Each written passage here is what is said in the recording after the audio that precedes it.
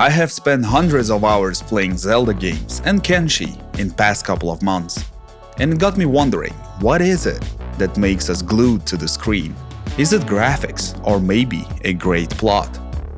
But Zelda and Kenshi do not have those, at least on the surface level, and you have to dive quite deep to get it. On the other hand, The Witcher, my favorite game of all time, has both stunning visuals and a gripping story. I have 3 full playthroughs under my belt. What about the Hogwarts Legacy, which on paper is absolutely great and something I was eagerly waiting for, but didn't complete. And it's not like I didn't give it a fair shot. So with that in mind, let's dive in and try to figure out what is the sauce that makes games great. What brings us back to a title again and again. Every single one of us has their favorite game and sort of a tier list in their mind of titles that are special. Most likely, all of them can essentially be boiled down to 4 pillars. First is immersion, nothing quite like being lost in the game, forgetting that the real world exists and becoming a part of a story. The quintessence of immersion. A game that fails to create a world worth disappearing into loses its greatest strength. Without immersion, even the best screenwriting and graphics can feel pointless. In my mind, 2 relatively recent games that nail immersion are The Witcher 3 and Red Dead Redemption 2. The Witcher has a head-spinning narrative and music-driven adrenaline rush that creates a sense of utmost urgency, and suddenly, you just forget about everything else and simply fall into this wonderful world. Speaking of immersive worlds, RDR2 takes a different approach by not rushing almost anywhere. It's just as satisfying to take your horse on the walk and see the world around you come alive. Random events happen without players' input and scenery is just fantastic. I love to just go hunting or fishing and watch sun go down. It feels almost like a sandbox, not just an open world, but a world that breathes. Now that we've covered immersion and how it draws us into a game's world, let's look at something just as crucial, the second pillar, the emotional connection. Because without that spark, even the most immersive world can feel hollow. For example, I didn't really find any of the characters appealing or worth caring about in Hogwarts. Most of the in-game peers and teachers felt blank and standard to me. I just couldn't find any real depth in my 35 hours of playtime. Eventually, it didn't make sense for me to continue into the story, even though I loved the world itself. Conversely, Alan Wake, the first part plus all the DLCs, that game really does connect you to Alan's fate and his wife's disappearance. Inspired heavily by the work of David Lynch, it's simply brilliant, and I would say it's one of the best in emotional storytelling. If you haven't played it, I strongly recommend giving it a shot. It's one hell of a journey. There is also a small game named Dredge, with comparatively smaller and less detailed world and no real voiceovers to help it along. Yet, it makes a stellar job at forging that emotional link. The story is quite simple but cloaked in mystery, Lovecraftian as some call it. It's short, engaging, and well-paced. Dredge makes us want to uncover what's truly going on, why certain people are miserable, why others act like it's the end of the world, and who exactly is our character. It's that curiosity and willingness to help these folks that makes Dredge a masterclass of game making. While emotional depth pulls you in, it's often the gameplay itself that keeps you engaged. That brings us to the third pillar, the gameplay loop. Simply put, the fun of using the mechanics again and again. Surely, mechanics in Dredge will get boring quite quickly, and it's not as diverse as in some other titles mentioned. But it doesn't have to be. simply because the game is over sooner than it starts to feel stale. Then there is Bannerlord, which offers you an exciting viewpoint of leading the battles while being on the battlefield itself, an ability to play a role of a leader that charges into front lines, conquering cities and castles. It lets you trade, make weapons, and that alone can keep you occupied for hours too. It's sort of a good battle sim with some additional features sprinkled over it. But I believe it falls short in many other areas, and at some point, eventually becoming repetitive and boring, leaving you longing for more. A much better example is Zelda Breath of the Wild and Tears of the Kingdom. I think those Zelda games are just the best at it. I mean, I borrowed the Switch from my nephew and just can't stop playing Zelda for weeks. And there's a lot of stuff to do in it, a lot of resources to gather, quests to do, massive world to explore, but it doesn't feel overwhelming at all, which is a hard trick to pull off. The games feel almost immune to pacing issues. The fact is, you can go and complete the game, I believe, in like 10 to 20 hours, but you don't want that. You want to see what's out there, shrines, locations, or what are other ways to use your powers and create interesting combinations. The game leaves it all up to you. Play how you like, and it won't punish you for that. All these examples show just how essential a strong gameplay loop can be. But they also illustrate the next logical step: freedom of choice.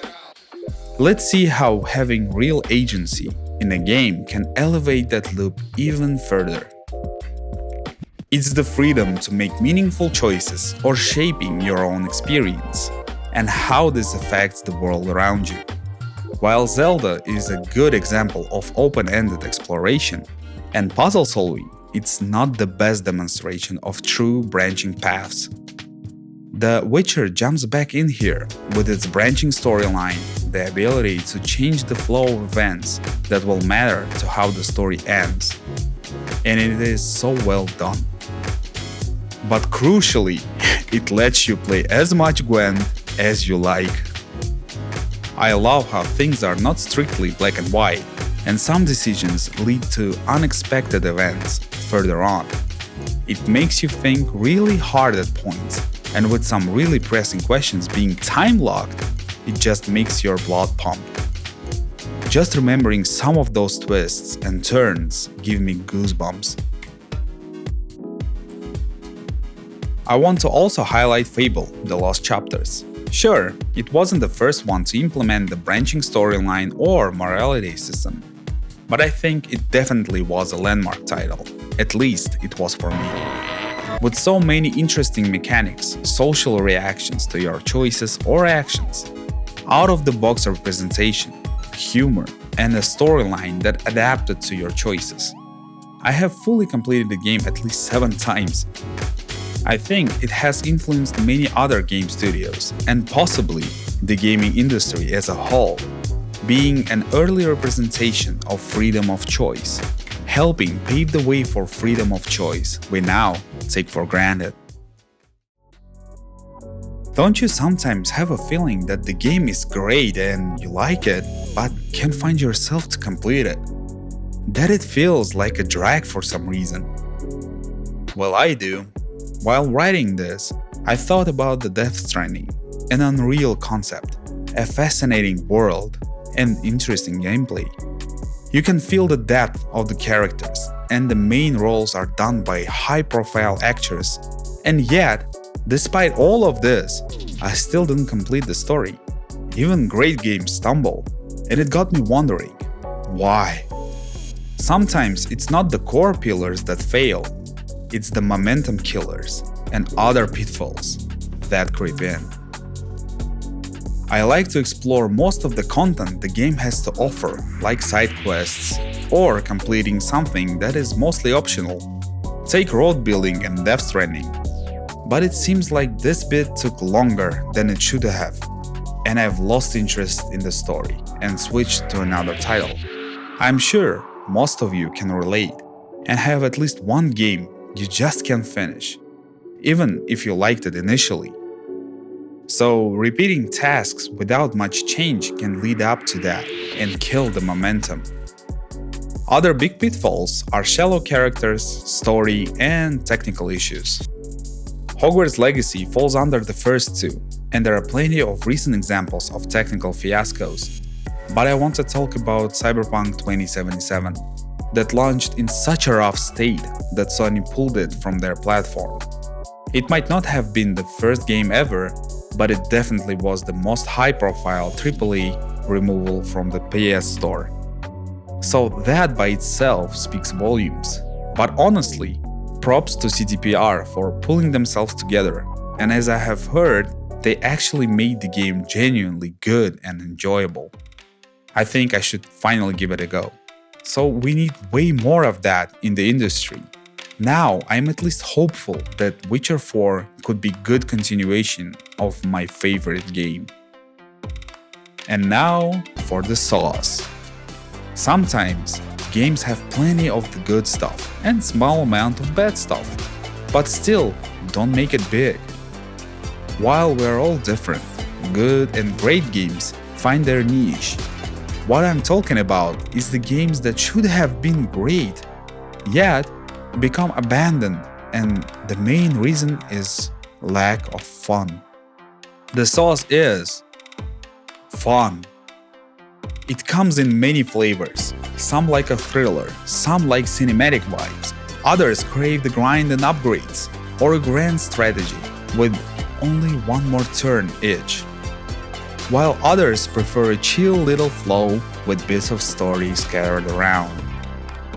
But one thing is clear, all of them have to be fun. It feels like some big studios forget that along the way, piling loads of side quests or padding out the main story to the point where it starts to feel like a tedious to-do list. Looking at you, AC Valhalla. Or removing the content from the game that should have been there for special editions of the game. Not good, and we feel it, don't we? For example, this summer, I have discovered something new for me, Elden Ring. And while I thought that it's not my kind of a game that requires you to be sweaty, I ended up absolutely loving it. Its balance is excellent, and defeating a boss feels like a genuine triumph. I have literally been sent into overdrive multiple times after taking top ones down.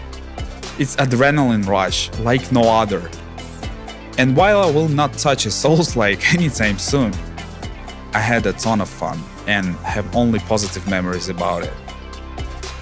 To wrap it all up, a great game requires immersion, emotional depth, a strong gameplay loop, some freedom of choice, and no game-breaking bugs if possible. But at the end of the day, it's all entertainment, and not a machine to push messages or whatever. Games should be fun. Or what's even the point? Thank you so much for joining me today. Don't forget to subscribe and leave a like. Tell me about your favorite game and what makes it fun. I'm looking for some suggestions. Bye bye.